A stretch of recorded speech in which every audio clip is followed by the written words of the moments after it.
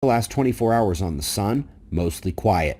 We did end up getting another attempted CME from the northern active region, just not enough juice to get that one going and out into space as a CME. Instead, we will have to come back and focus on the sunspots. Not a ton of activity or morphing for the active regions. There is the magnetism and number of spots, but not the complexity, size, or active dynamics needed for bigger flare activity. Quick note on the solar wind, telemetry dropping in speed and density, allowing a recovery of Earth's magnetic field back out of storm conditions.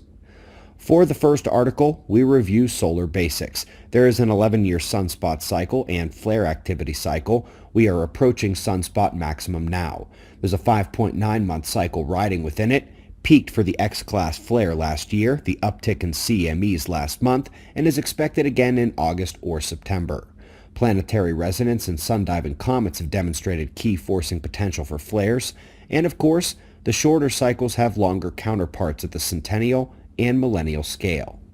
Back in 1940, there was an X-35 solar flare, scared the pants off the governments. About 16 and a half years later in 1956, the greatest ground-level enhancement from a solar event occurred. About 16 and a half years later was the great 1972 storm. It's the one that triggered unexploded mines to go off.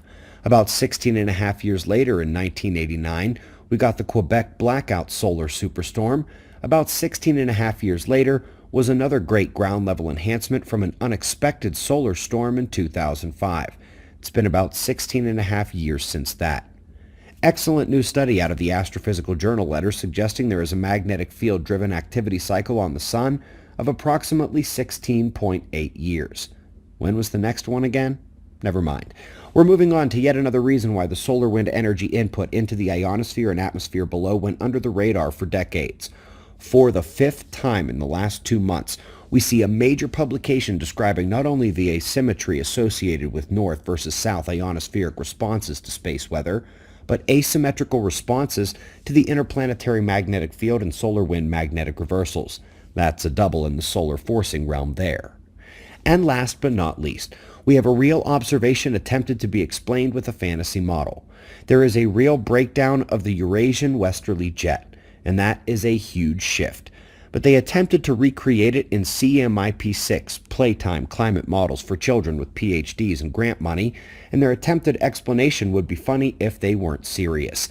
And while they predict it will resurge and come back to life eventually, since, in reality, the cause of this jet weakening is the sun and current geomagnetic secular variation, no, it's not coming back.